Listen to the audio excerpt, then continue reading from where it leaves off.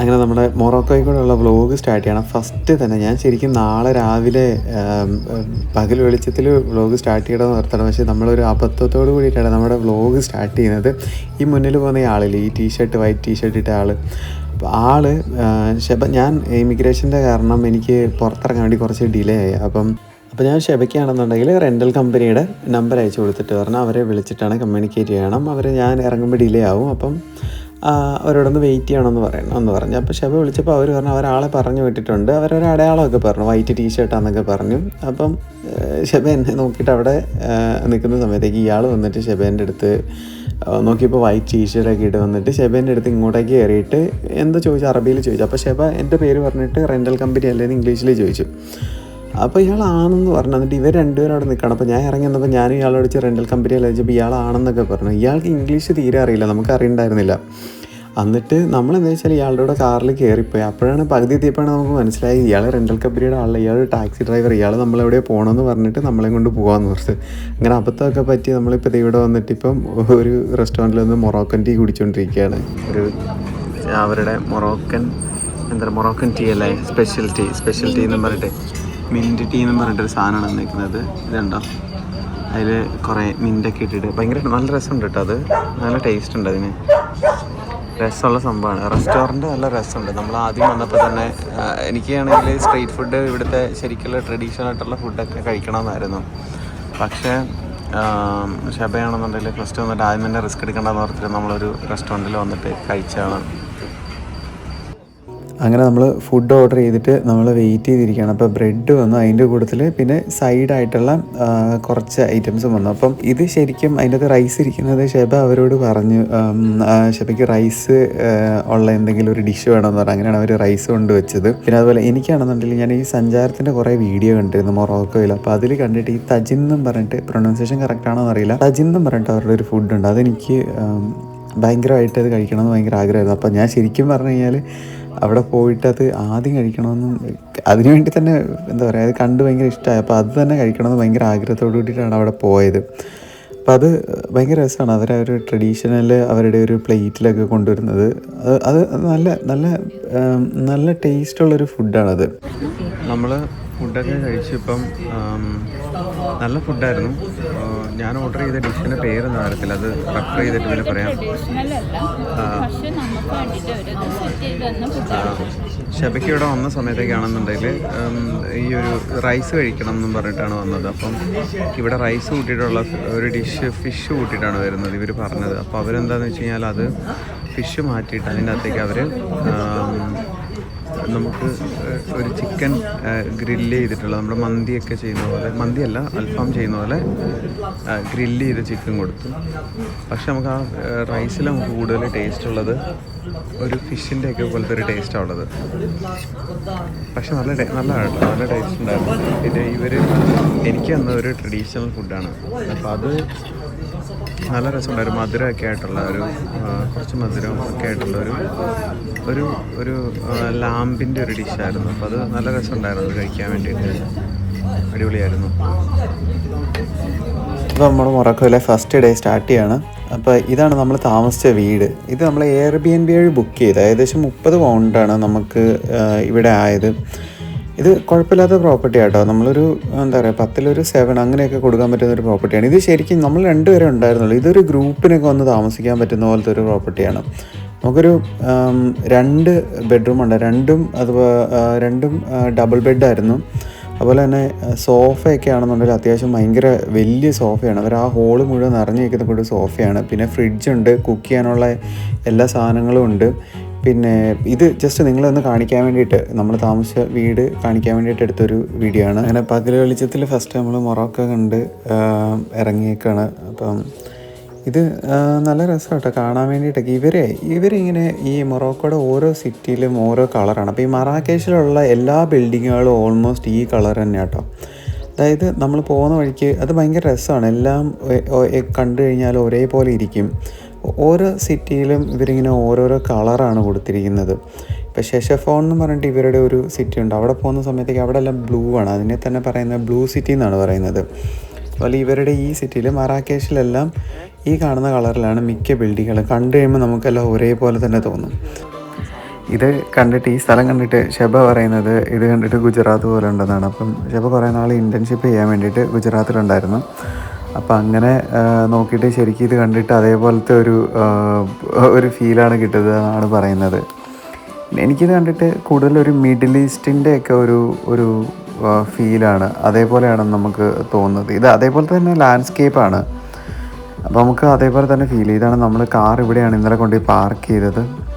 അപ്പം നല്ല ചൂടാട്ടോ, നല്ല ചൂടെന്ന് പറഞ്ഞു കഴിഞ്ഞാൽ നല്ല വെയിലാണ്. നമുക്കത് കാറ് നമുക്ക് തുറന്നിട്ട് നമുക്ക് അതിനുള്ളിൽ ഇരിക്കാൻ പറ്റില്ല. കുറേ നേരം AC ഓണാക്കിയിട്ട് നമുക്ക് അതിൻ്റെ അകത്തേക്ക് ഇരിക്കാൻ തന്നെ പറ്റുള്ളൂ, അത്രയും ചൂടാണ്. നമ്മളിപ്പോൾ മറാക്കേഷിൻ്റെ സിറ്റി സെൻറ്ററിലേക്ക് പോവുകയാണ്. അവിടെ ഷെബ കുറച്ച് പൈസ ഇന്നലെ കൺവേർട്ട് ചെയ്ത് എടുത്തിരുന്നു. അപ്പോൾ ഞാനാണെങ്കിൽ കുറച്ച് കറൻസി എക്സ്ചേഞ്ച് ചെയ്യാനുണ്ട്. അപ്പോൾ അത് ചെയ്യാൻ വേണ്ടിയിട്ട് ഇപ്പോൾ സിറ്റി സെൻറ്ററിലാണെങ്കിൽ അവിടെ ഒരു കറൻസി എക്സ്ചേഞ്ച് ഉണ്ട്. അപ്പോൾ അവിടെ നല്ല റേറ്റാണ് കാണിക്കുന്നത്. അപ്പോൾ അങ്ങോട്ടേക്ക് പോവുകയാണ്. പിന്നെ ഞങ്ങൾ ഇന്നലെ താമസിച്ച സ്ഥലത്ത് നമ്മൾ ഓൾറെഡി Airbnb വഴി പൈസയൊക്കെ കൊടുത്താണ്. പിന്നെ ഇവർ പറഞ്ഞത് ഒരാൾക്ക് 25 ദിർഹംസ് വെച്ചിട്ട് 2 പേർക്ക് ടൂറിസ്റ്റ് ടാക്സ് എന്ന് പറയുന്നൊരു സംഭവമുണ്ട്. അപ്പോൾ അത് കൊടുക്കണമെന്ന് പറഞ്ഞു. അങ്ങനെ നമ്മൾ പോയി അതവിടെ കൊടുത്തു. അപ്പോൾ പോയി കറൻസി എക്സ്ചേഞ്ച് ചെയ്തിട്ട് ഇവരുടെ സിറ്റി സെൻറ്ററിൽ ഈ ഭാഗത്തായിട്ടാണ് ഒരു എക്സ്ചേഞ്ച് കാണിക്കുന്നത്. അപ്പോൾ അങ്ങോട്ടേക്ക് നമ്മൾ പോയിക്കൊണ്ടിരിക്കുകയാണ്. ഇവരുടെ ഡ്രൈവിങ്ങിനെ പറ്റി പറയുകയാണെന്നുണ്ടെങ്കിൽ ഞാൻ സഞ്ചാരം കണ്ട സമയത്തൊക്കെ എൻ്റെ അടുത്ത് പറയുന്നുണ്ട് ഇവർ ലൈനൊക്കെ കീപ്പ് ചെയ്തിട്ട് അങ്ങനെയാണ് വണ്ടി ഓടിക്കുന്നതെന്ന് പറഞ്ഞിരുന്നു.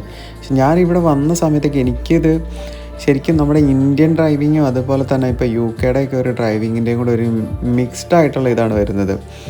ഇവർ കുഴപ്പമില്ല, നാട്ടിലെ വെച്ച് നോക്കുകയാണെന്നുണ്ടെങ്കിൽ ഇവർ നന്നായിട്ട് തന്നെയാണ് വണ്ടി ഓടിക്കുന്നത്. പക്ഷേ നമ്മുടെ UK ഇപ്പം യൂറോപ്പൊക്കെ വെച്ച് നോക്കുകയാണെങ്കിൽ ഇവർ ഭയങ്കര മോശമായിട്ടാണ് ഓടിക്കുന്നത്. എന്ന് വെച്ച് കഴിഞ്ഞാൽ ഇവർ ലൈനിലേക്ക് നിൽക്കും, പക്ഷേ ഇവർ തോന്നിയ പോലെ വളയ്ക്കും. ഇപ്പോൾ ടാക്സി അല്ല അതേപോലെ തന്നെയാണ്. കുറച്ച് എന്താ പറയുക, നാട്ടിൽ വെച്ച് നോക്കിക്കഴിഞ്ഞാൽ നമുക്ക് അത്ര വലിയ പ്രശ്നമായിട്ട് തോന്നുന്നില്ല. പക്ഷേ ഉണ്ട്, നമ്മൾ ഈ പറയുന്ന പോലെ ഭയങ്കര നീറ്റായിട്ട് ഭയങ്കര പക്കായിട്ടൊന്നും ഓടിക്കുന്ന സ്ഥലമൊന്നുമല്ല ഇവർ.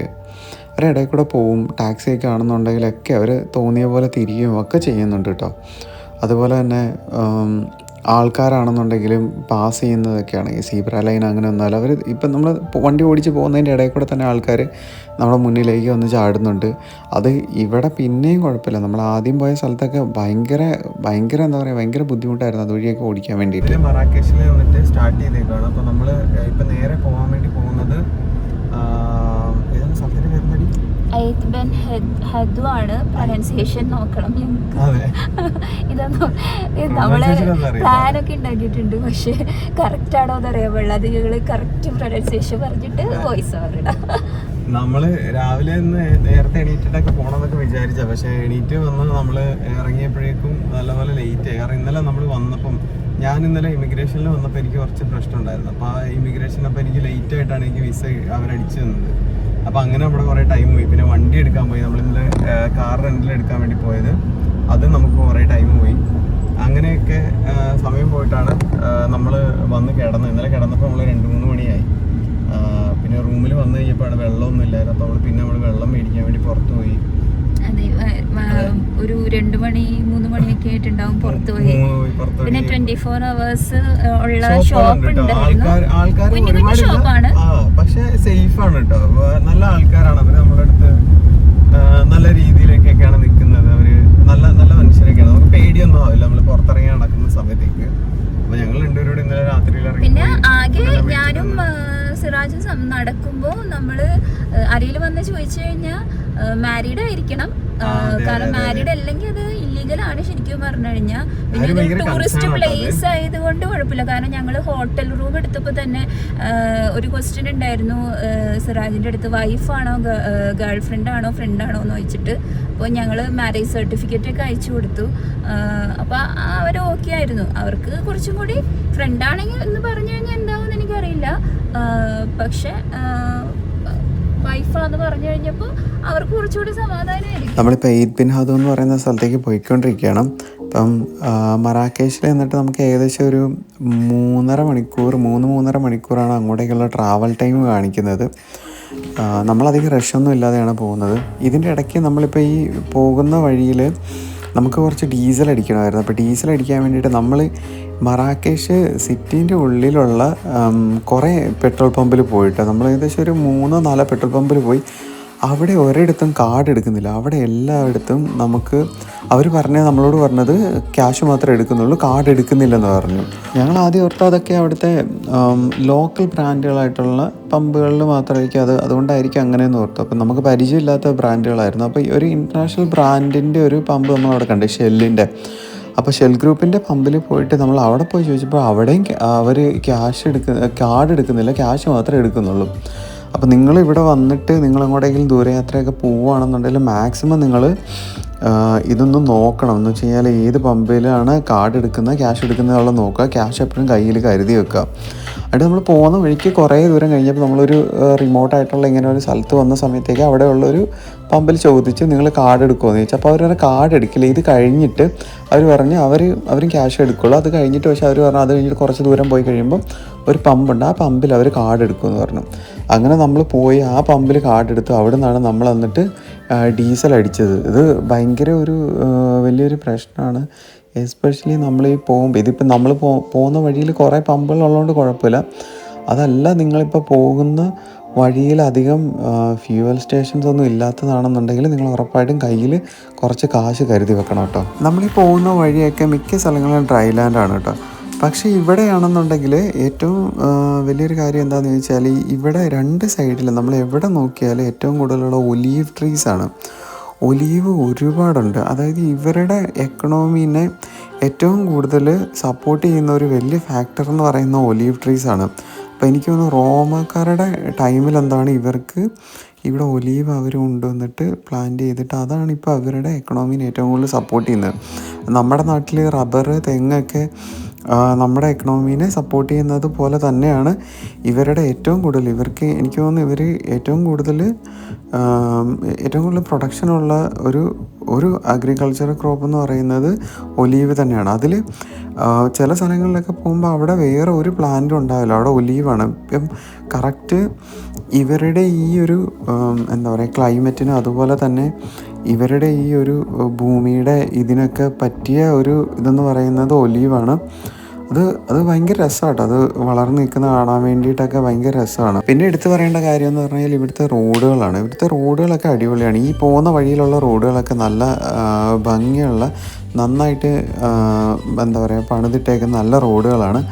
അപ്പം ഇതിൻ്റെ ഒരു പ്രശ്നം എന്താണെന്ന് ചോദിച്ചു കഴിഞ്ഞാൽ ഇവിടെ ഈ റോഡിൽ അധികം വണ്ടികളുണ്ടാവില്ല. അപ്പോൾ നമ്മൾ ഓട്ടോമാറ്റിക്കലി ഇവിടുത്തെ സ്പീഡ് ലിമിറ്റിൻ്റെ മുകളിൽ നമ്മൾ ഓട്ടോമാറ്റിക്കലി ഡ്രൈവ് ചെയ്യും. അപ്പം ഞാൻ വണ്ടി ഓടിക്കുമ്പോൾ യൂസ് ചെയ്യുന്ന വെയ്സ് എന്നും പറഞ്ഞിട്ടുള്ള ആപ്പാണ്. അപ്പോൾ വെയ്സ് എന്നുള്ള ആപ്പിൽ പോലീസോ അങ്ങനെ എന്തെങ്കിലും ചെക്കിങ്ങോ അല്ലെങ്കിൽ മൊബൈൽ സ്പീഡ് ക്യാമറകളൊക്കെ ഉണ്ടെന്നുണ്ടെങ്കിൽ അതിൽ കാണിക്കും. പക്ഷേ ഇവിടുത്തെ ഒരു പ്രശ്നം എന്താണെന്ന് വെച്ചാൽ ഇവിടെ വെയ്സിൻ്റെ ആപ്പ് യൂസ് ചെയ്യുന്ന ആൾക്കാർ വളരെ കുറവാണ്. അപ്പം നമുക്കിപ്പം ഇവിടെ ഉള്ള ഫിക്സ്ഡ് ആയിട്ടുള്ള സ്പീഡ് ക്യാമറാസ് അതിൽ കാണിക്കും. അതുപോലെ തന്നെ ഇപ്പോൾ മൊബൈൽ ക്യാമറ യൂണിറ്റുകളും കാണിക്കും. പക്ഷേ യൂസേഴ്സിൻ്റെ എണ്ണം കുറവായതുകൊണ്ട് തന്നെ ചിലപ്പം എവിടെയെങ്കിലും പെട്ടെന്ന് പോലീസ് വന്നിട്ട് മൊബൈൽ സ്പീഡ് ക്യാമറ സെറ്റ് ചെയ്തിട്ടുണ്ടെങ്കിൽ നമുക്കത് ഇതിൽ കറക്റ്റായിട്ട് അപ്ഡേഷൻ കിട്ടില്ല. അങ്ങനെ ഉള്ളത് കൊണ്ട് നിങ്ങൾ വണ്ടി ഓടിക്കുന്ന ടൈമിൽ ഒന്ന് കെയർഫുള്ളായിട്ട് വേണം വണ്ടി ഓടിക്കാൻ വേണ്ടിയിട്ട്. പിന്നെ പോകുന്ന വഴികളിലൊക്കെ ആണെന്നുണ്ടെങ്കിൽ കുറേ സ്ഥലങ്ങളിൽ മണ്ണൊക്കെ ഇടിഞ്ഞ് കിടക്കുന്നത് നമുക്ക് കാണാൻ പറ്റും. അതായത് ഇവിടെ എനിക്ക് തോന്നുന്നു കുറേ സ്ഥലങ്ങൾ ഉരുൾ പൊട്ടിയ പോലെ അങ്ങനെയുള്ള കുറേ പാടുകളൊക്കെ കാണാൻ പറ്റും. ഉരുൾ പൊട്ടുന്നിടയിൽ മഴ പെയ്യുന്ന സമയത്തേക്ക് ഭയങ്കര ശക്തമായിട്ടുള്ള രീതിയിലേക്കാണ് വെള്ളം കുത്തി ഒലിച്ച് വരുന്നതെന്ന് തോന്നുന്നുണ്ട്. അപ്പോൾ നമ്മൾ പോകുന്ന വഴിയിൽ ചില സ്ഥലങ്ങളിലൊക്കെ റോഡ് മൊത്തത്തിൽ തന്നെ ഇങ്ങനെ ഈ മണ്ണിടിഞ്ഞ് വന്നിട്ട് റോഡ് മൊത്തത്തിൽ പോയിട്ട് അവർ വീണ്ടും അവിടെ റോഡ് പണിത് വെച്ചേക്കുന്നതൊക്കെ കാണാൻ പറ്റും. അപ്പോൾ ഇത് മഴക്കാലത്തൊക്കെ ആണെന്നുണ്ടെങ്കിൽ ഈ വഴി പോകുന്നത് കണ്ടിട്ട് അത്യാവശ്യം നല്ല ഡേഞ്ചറായിട്ടുള്ളത് പോലെ തന്നെയാണ് തോന്നുന്നത്. പിന്നെ നമുക്ക് ഈ വെള്ളം ഒഴുകി വന്ന പാടുകളൊക്കെ നമുക്ക് ശരിക്കും കാണാൻ പറ്റും ഈ മണ്ണിൽ കൂടെ. അപ്പോൾ അതിൽ മുഴുവൻ ഈ നന്നായിട്ട് കുത്തി ഒലിച്ച് വന്നിട്ട് അവിടെ ഒരു നമുക്കത് മനസ്സിലാവും. വെള്ളം കുത്തി ഒലിച്ച് വന്നിട്ട് അത്രയും ഭയങ്കര ശക്തമായിട്ടാണ് വരുന്നതെന്നുള്ളത് ആ പാടുകൾ കാണുമ്പോൾ തന്നെ നമുക്ക് ഏകദേശം മനസ്സിലാവും. നമ്മളിപ്പം അറ്റ്ലസ് മൗണ്ടൈൻ്റെ ചുരം കയറിക്കൊണ്ടിരിക്കുകയാണ്. ഈ അറ്റ്ലസ് മൗണ്ടൈൻ എന്ന് പറയുന്നത് ശരിക്കും പറഞ്ഞു കഴിഞ്ഞാൽ 3 കൺട്രിയിൽ അൾജീരിയ, ടുണീഷ്യ, പിന്നെ മൊറോക്കോ, ഇത് 3ലുമായിട്ട് നമ്മുടെ വെസ്റ്റേൺ ഗട്ട്സ് ഒക്കെ പടർന്ന് കിടക്കുന്നില്ല, അതേപോലെ തന്നെ പടർന്ന് കിടക്കുന്ന ഒരു വലിയ മലനിരകൾക്കാണ് അറ്റ്ലസ് മൗണ്ടൈൻസ് എന്ന് പറയുന്നത്. അപ്പോൾ അതിൻ്റെ ടിസി ആൻഡ് ടിസ്ക എന്നും പറഞ്ഞിട്ടുള്ള ഒരു ഭാഗത്തേക്കാണ് നമ്മൾ, അതിൻ്റെ ചുരമാണ് നമ്മളിപ്പോൾ കയറിക്കൊണ്ടിരിക്കുന്നത്. അതാണ് ശരിക്കും പറഞ്ഞു കഴിഞ്ഞാൽ ഇവിടുത്തെ ഏറ്റവും ഹയസ്റ്റ് ആയിട്ടുള്ള എന്താ പറയുക പാസിംഗ് എന്ന് പറയുന്നത് ഈ ടിസി ആൻഡ് ടിസ്ക എന്ന് പറയുന്നതാണ് ഈ അറ്റ്ലസ് മൗണ്ടൈനിലെ ഏറ്റവും വലിയ പാസിങ്. അപ്പോൾ അങ്ങോട്ടേക്കാണ് നമ്മളിപ്പോൾ കയറിക്കൊണ്ടിരിക്കുന്നത്. നമ്മളിങ്ങനെ കയറി വരുമ്പോൾ ഇങ്ങനെ ഇതുപോലെ ഇടയ്ക്കൊക്കെ ഇതുപോലെ ചെറിയ ചെറിയ ടൗണുകൾ കാണാൻ പറ്റും. ടൗണെന്നൊന്നും പറയാൻ പറ്റില്ല, ഭയങ്കര വലുതൊന്നുമല്ല, കുറച്ച് ഷോപ്പുകളൊക്കെ ആയിട്ടുള്ള ചെറിയ ഒരു സ്ഥലങ്ങളായിരിക്കും. അപ്പോൾ ഇവിടെ കൂടുതലുണ്ടാകുക എന്ന് പറഞ്ഞു കഴിഞ്ഞാൽ ടൂറിസ്റ്റുകൾക്കുള്ള റെസ്റ്റോറൻറ്റ്സ് ഉണ്ടാവും, പിന്നെ ഇവരുടെ ലോക്കൽസിന് വേണ്ടിയിട്ടുള്ള ചെറിയ ഷോപ്പുകൾ, ഈ പച്ചക്കറി അങ്ങനെയുള്ള സാധനങ്ങളൊക്കെ വിൽക്കുന്ന ചെറിയ ചെറിയ ഷോപ്പുകൾ, പിന്നെ മോസ്ക് ഉണ്ടാവും. ഇവരുടെ മോസ്ക് എന്ന് പറഞ്ഞാൽ നമ്മളെ ട്രഡീഷണൽ ആയിട്ടുള്ള മിനാരമുള്ള കൂടെ മോസ്ക് അല്ല, അത് ഈ കാണുന്നതാണ് ഇവരുടെ മോസ്ക്. അതൊരു എന്താ പറയുക റെക്റ്റാങ്കിളൊക്കെ പോലെ ഒരു അവരിങ്ങനെ എന്താ പറയുക അത് നമ്മൾ കണ്ടു പരിചയിച്ചിട്ടുള്ള മിനാരം വെച്ചിട്ടുള്ള പോലെയുള്ള മോസ്കുകളല്ല ഇവരുടെ. നമ്മളപ്പം പോയിക്കൊണ്ടിരിക്കുകയാണ്. അപ്പോൾ പോകുന്ന വഴിയിൽ നമ്മളൊരു സ്ഥലത്ത് ഇപ്പോൾ നിർത്തി, നമ്മൾ ഓറഞ്ച് ജ്യൂസ് കണ്ടിട്ട് നിർത്തിയാണ്. അപ്പോൾ ഇവർ ഫ്രഷ് ഓറഞ്ച് ഉണ്ടല്ലോ, അപ്പോൾ ആ സ്പോട്ടിൽ വെച്ചിട്ട് ഇവർ പ്രസ് ചെയ്തിട്ട് ഓറഞ്ച് ജ്യൂസ് ആക്കിയിട്ട് നമുക്ക് തരാം. അത് വേറൊരു വീഡിയോയിൽ ഞാൻ എടുത്തിട്ടുണ്ട്. അപ്പോൾ അത് ഇനി വരുന്ന വീഡിയോയിൽ കാണിച്ചു തരാം അതെങ്ങനെയാണെന്നുള്ളത്. ഇവിടെ വെച്ചിട്ട് നമ്മൾ എടുത്തില്ല, കാരണം നമുക്ക് ഈ സ്ഥലത്ത് എങ്ങനെയാണെന്നുള്ളത് അറിയില്ല. ഇതൊരു റിമോട്ടായിട്ടുള്ള ഒരു സ്ഥലമാണ്. അപ്പം മറാക്കേഷ് ഒക്കെ ആണെങ്കിൽ കുഴപ്പമില്ല, അവിടെ നമുക്ക് വീഡിയോ ഒക്കെ എടുത്തു കഴിഞ്ഞാൽ അവിടെ പ്രശ്നമില്ല, ടൂറിസ്റ്റുകൾ കൂടുതൽ വരുന്നതാണ്. പക്ഷേ ഇതൊരു ഇതേപോലുള്ള സ്ഥലങ്ങളിൽ കൂടുതൽ റിലീജിയസ് ആയിട്ടുള്ള ആൾക്കാരായിരിക്കും. അവർക്ക് മിക്കവരും തന്നെ നമ്മൾ ഈവൻ ചില സ്ഥലങ്ങളിലൊക്കെ ഇപ്പോൾ ടൂറിസ്റ്റ് പ്ലേസിൽ തന്നെ നമ്മൾ വീഡിയോ എടുക്കുകയാണെന്നുണ്ടെങ്കിൽ അവർക്കത് ഇഷ്ടമാവില്ല. അപ്പോൾ അത് നമുക്കങ്ങനെ പേടിച്ചിട്ട് നമ്മളിവിടെ അതുകൊണ്ട് അങ്ങനെ ഇവരെ വീഡിയോ ചെയ്യാൻ വേണ്ടിയിട്ട് നിന്നില്ല. പക്ഷേ ഇവിടെ നിന്ന ആൾ ഭയങ്കര നല്ല ആളായിരുന്നു കേട്ടോ. അയാൾ നമ്മുടെ അടുത്ത് കുറേ നേരം സംസാരിച്ചു. അയാൾക്ക് ഇംഗ്ലീഷ് അറിയാം, കുറച്ച് ഇംഗ്ലീഷ് അറിയാം. അപ്പോൾ ഇംഗ്ലീഷിൽ സംസാരിച്ചു. അവിടെ നിന്ന ആൾ പുള്ളി ഭയങ്കര പാവമായിരുന്നു. അപ്പോൾ ആൾ നമ്മുടെ അടുത്ത് കുറേ നേരം സംസാരിച്ചു, എവിടെ നിന്നാണ് വരുന്നത് എങ്ങനെയാണെന്നെല്ലാം ചോദിച്ചു. പിന്നെ അവർക്ക് മനസ്സിലാവും, നമ്മളെ കാണുമ്പോൾ തന്നെ ഇന്ത്യൻസ് ആണെന്ന് മനസ്സിലാവും. ഇന്ത്യൻസിനോട് ഇവർക്ക് ഭയങ്കര സ്നേഹമാണ്, ഭയങ്കര എല്ലായിടത്തോട്ടും നമ്മൾ പോകുന്ന എല്ലാ സ്ഥലങ്ങളും നമുക്കത് മനസ്സിലാവും. നമ്മൾ പോയി ഇറങ്ങുമ്പോൾ തന്നെ അവർ നമ്മളോട് ചോദിക്കും ഇന്ത്യൻ ആണോ എന്ന് ചോദിക്കും. എന്നിട്ട് ഫസ്റ്റ് ഇന്ത്യൻ ആണോ എന്ന് ചോദിച്ചു കഴിഞ്ഞാൽ ആ ഹിന്ദുസ്ഥാനി എന്നൊക്കെ പറഞ്ഞതിന് ശേഷം പിന്നെ അവർ ആമിർ ഖാൻ, ഷാരൂഖ് ഖാൻ, ഫസ്റ്റ് അവർ പറയുന്ന പേര് ഷാരൂഖ് ഖാൻ, പിന്നെ അമിതാഭ് ബച്ചൻ, പിന്നെ അങ്ങനെ കുറേ എന്താ പറയുക ഹിന്ദി നടന്മാരുടെ ഒക്കെ പേര് പറയും, നടിമാരുടെ ഒക്കെ പേര് പറയും. എന്നിട്ട് അവർ നമ്മളോട് പഴയ കുറേ പടങ്ങളെ പറ്റി ചോദിക്കും. ഞാൻ ഇതിലുള്ള കുറേ പടങ്ങളൊന്നും കണ്ടിട്ടില്ല, കുറേ ഹിന്ദി പാട്ടൊക്കെ അവർ പാടുകയൊക്കെ ചെയ്യും. നല്ലതാണ്, അവർ കറക്റ്റ് ഹിന്ദിയിലൊന്നല്ല പാടും, പക്ഷെ ആ ടൂണൊക്കെ ഒപ്പിച്ച് പാടും. ഭയങ്കര രസമാട്ടോ അത്. അവർ ഇന്ത്യൻസിനോട് ഇവർക്ക് ഭയങ്കര സ്നേഹമാണ്. നമ്മൾ ഈ ടിസി ആൻഡ് ടിസ്ക എന്ന് പറയുന്ന പാസ് അതിൻ്റെ ടോപ്പിലേക്ക് കയറിക്കൊണ്ടിരിക്കുകയാണ്. അതിന് ഏകദേശം അവിടെ എത്താറായി. ഇത് കാണുമ്പോൾ നമുക്ക് വീഡിയോയിൽ കാണുമ്പോൾ നമുക്ക് അത്ര ആ ഫീൽ കിട്ടില്ല. ഇത് ശരിക്കും അവിടെ കാണുന്ന ആ മൗണ്ടനൊക്കെ കുറേ ദൂരെയാണ് കേട്ടോ. അപ്പോൾ അത് നമുക്ക് ഇതിൽ വീഡിയോയിൽ നമുക്ക് അത്ര അത് മനസ്സിലാവില്ല. ഇത് ഏകദേശം 2260 മീറ്റർ എന്താ പറയുക സീ ലെവലിൻ്റെ മുകളിലാണ് ഈ പാസ് വരുന്നത്. അത് തന്നെ ഈ നമുക്ക് ബൈ റോഡ് ഇതിൽ ഈ അറ്റ്ലസ് മൗണ്ടൈനിൽ ആക്സസ് ചെയ്യാൻ പറ്റുന്ന ഏറ്റവും വലിയ ഹൈറ്റിലേക്കാണ് നമ്മൾ കയറിക്കൊണ്ടിരിക്കുന്നത്. ഈ അറ്റ്ലസ് മൗണ്ടൈൻ എന്ന് പറയുന്നത് മൊറോക്കോൻ്റെ എനിക്ക് തോന്നുന്നു ഏകദേശം 2500 മുകളിൽ കിലോമീറ്റർ ഇങ്ങനെ നീണ്ടു കിടക്കുന്ന വലിയ മലയാട്ടോ ഈ അറ്റ്ലസ് മൗണ്ടൈൻ എന്ന് പറയുന്നത്. അതുപോലെ ഈ മൗണ്ടൈനിൽ നിന്നിട്ട് കിട്ടുന്ന ഒരു കല്ല് വെച്ചിട്ടാണ് ഈ സുറുമയില്ലേ, നമ്മുടെ നാട്ടിലൊക്കെ കിട്ടുന്ന സുറുമയില്ലേ, ആ സുറുമയൊക്കെ ഉണ്ടാക്കുന്നത് ഇവിടെ കിട്ടുന്ന ഒരു കല്ല് വെച്ചിട്ടാണ്.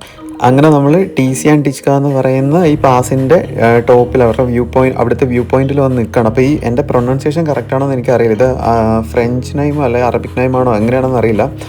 അപ്പം ഇതാണ് ഇവിടുത്തെ വ്യൂ. ഇതിൽ നിങ്ങൾക്ക് കാണുന്ന ടൈമിൽ നിങ്ങൾക്കത് മനസ്സിലാവില്ല, ആ ഫീല് കിട്ടുന്നില്ല. ഞാൻ ഈ വീഡിയോയിലും അതുപോലെ തന്നെ നേരിട്ട് കണ്ടത് തമ്മിൽ ഭയങ്കര ഡിഫറൻസ് ഉണ്ട്. ഈ കാണുന്നതൊക്കെ നമ്മൾ കയറി വന്ന വഴിയാണ് കേട്ടോ. അവിടെ കുറേ ചെറിയ വീടുകൾ ചെറിയ ഗ്രാമങ്ങളൊക്കെ കാണാൻ പറ്റും.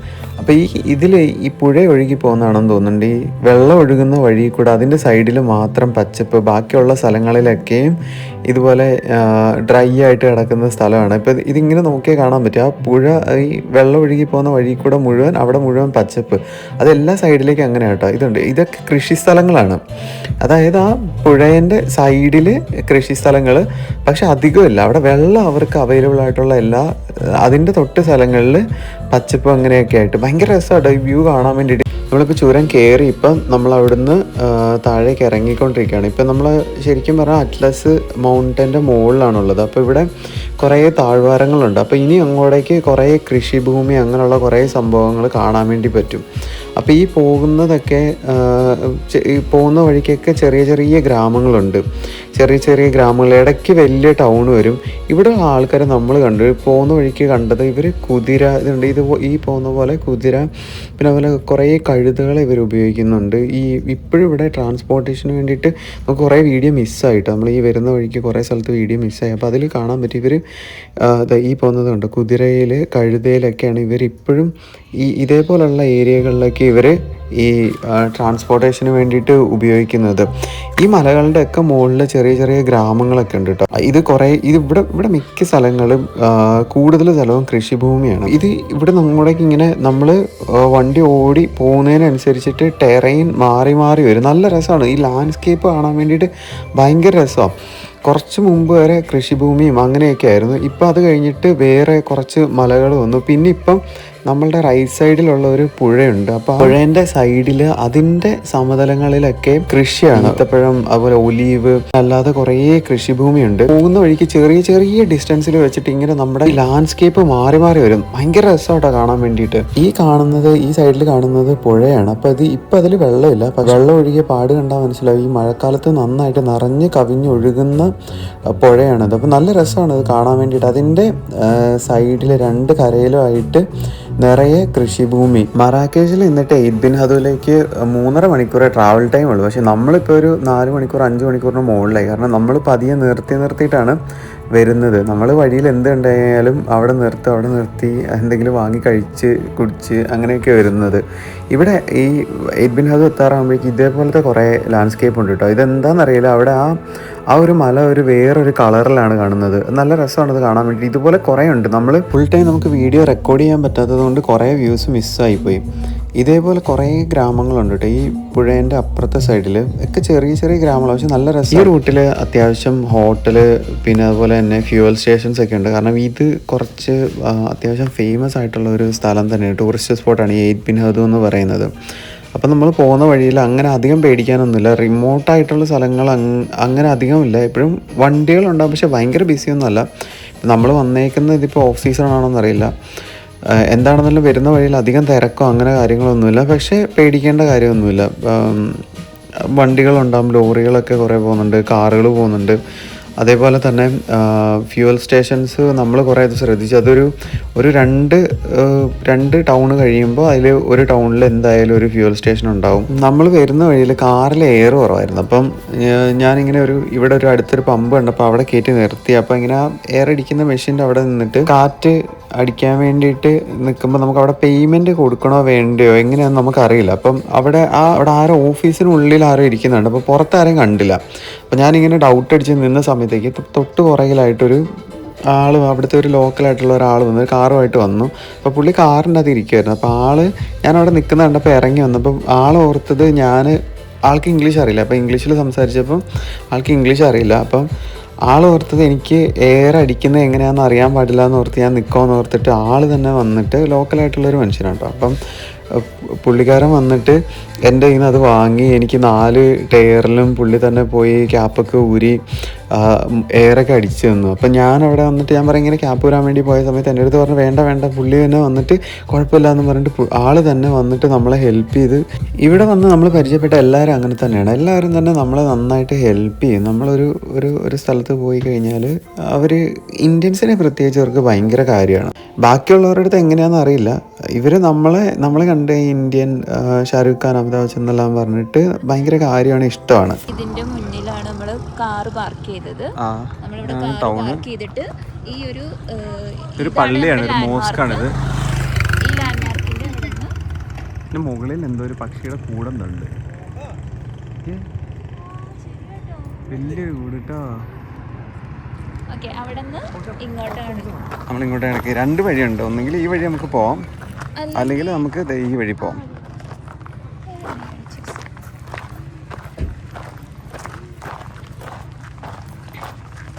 ഇതുവഴി എന്നാണ് പറഞ്ഞത്. ഈ വഴിയാണോ? അപ്പോൾ ഇവിടെ 2 വഴിയുണ്ട്. ഒന്നെങ്കിൽ നമ്മൾ ആ വണ്ടി നിർത്തിയിട്ട് മോസ്കിന് മുന്നിൽ ലെഫ്റ്റ് സൈഡിൽ കൂടെ പോകാം, റൈറ്റ് സൈഡിൽ കൂടെ പോകാം. അപ്പോൾ നമ്മൾ റൈറ്റ് സൈഡിൽ കൂടെയാണ് ഉള്ളിലേക്ക് കയറുന്നത്. ഏത് വഴി പോയാലും അവിടെ തന്നെ എത്തും കേട്ടോ. അപ്പോൾ ഇവിടെ നിന്ന് അങ്ങോട്ടേക്ക് ഏൻഷ്യൻ സിറ്റിയാണ്. ഇവരുടെ പഴയ 8 ബിൻ ഹദു എന്നും പറഞ്ഞിട്ടുള്ള ഭയങ്കര ഹിസ്റ്റോറിക്കലി ഇമ്പോർട്ടൻ്റ് ആയിട്ടുള്ള, അതേപോലെ തന്നെ ഒരുപാട് മൂവീസ് വേൾഡ് ഫേമസ് ആയിട്ടുള്ള ഒരുപാട് മൂവീസ് ഷൂട്ട് ചെയ്തിട്ടുള്ള ലൊക്കേഷനാണ് 8 ബിൻ ഹദു എന്ന് പറയുന്നത്. ഇവിടെയാണ് നമ്മുടെ ഗ്ലാഡിയേറ്റർ, അതുപോലെ തന്നെ പ്രിൻസ് ഓഫ് പേർഷ്യ, അങ്ങനെ പറഞ്ഞിട്ട് ഒരുപാട് മറ്റേ ലോറൻസ് ഓഫ് അറേബ്യ, അങ്ങനെയൊക്കെ പറഞ്ഞിട്ടുള്ള ഒരുപാട് മൂവീസ് ഷൂട്ട് ചെയ്തത് ഇവിടെയാണ്. ഇവിടെ ചെറിയ റെസ്റ്റോറൻറ്റ്സ് ഉണ്ട്. ഇതിൻ്റെ നമ്മൾ ആ വണ്ടി നിർത്തിയതിൻ്റെ ഓപ്പോസിറ്റ് സൈഡിൽ അത്യാവശ്യം വലിയ കുഴപ്പമില്ലാത്ത കുറേ റെസ്റ്റോറൻറ്റുകളുണ്ട്. ഇത് നല്ലപോലെ ടൂറിസ്റ്റുകൾ വരുന്നതാണ്. അപ്പം നോർമലി ബസ്സിലും അങ്ങനെയൊക്കെ വരുന്നത്. എനിക്ക് നമ്മൾ വന്നേക്കുന്ന ഓഫ് സീസണാണെന്ന് തോന്നുന്നുണ്ട്. എന്താണെങ്കിലും നമ്മൾ വന്ന ദിവസം ഇവിടെ ആൾ കുറവാണ്. പക്ഷേ ഇവിടുത്തെ റെസ്റ്റോറൻറ്റ്സും അങ്ങനെയുള്ളതൊക്കെ കാണുമ്പോൾ തന്നെ മനസ്സിലാവും ഇവിടെ അത്യാവശ്യം നല്ലപോലെ ടൂറിസ്റ്റുകൾ വരുന്ന സ്ഥലമാണ്. കാരണം ഇത് മൊറോക്കോയിലെയും വൺ ഓഫ് ദ എന്താ പറയുക ഇമ്പോർട്ടൻ്റ് ആയിട്ട് കണ്ടിരിക്കേണ്ട സ്ഥലങ്ങളിൽ ഒരു സ്ഥലമാണ് 8 ബിൻ ഹദു എന്ന് പറയുന്നത്.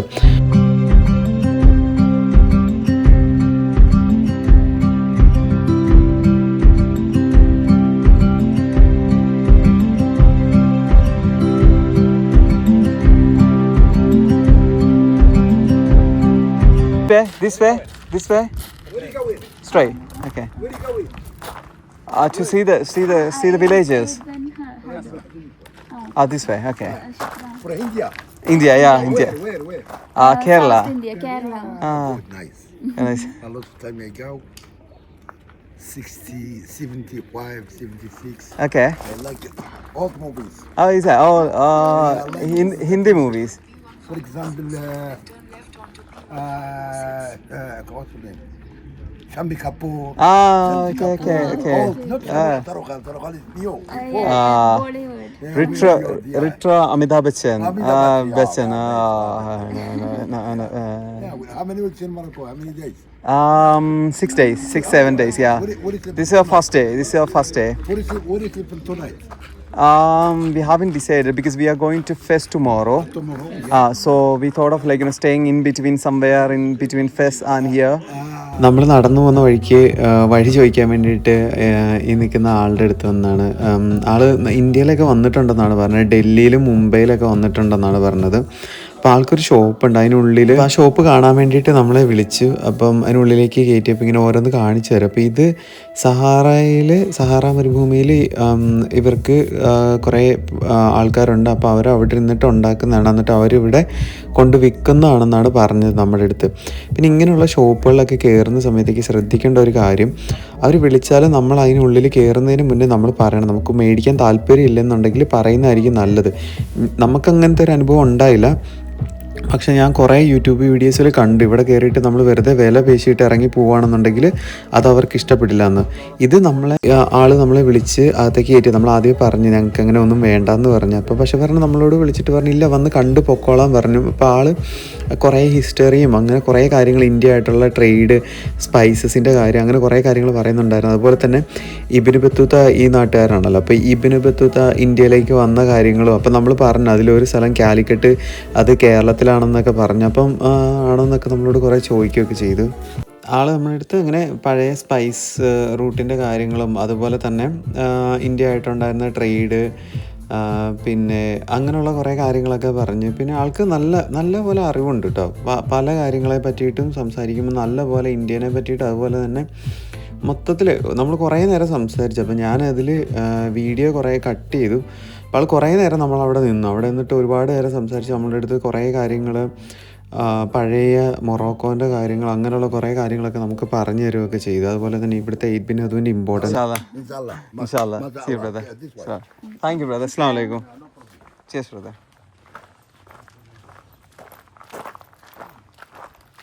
ഇവർക്ക് നല്ല വിവരമുണ്ട് കേട്ടോ. ടൂറിസം വഴി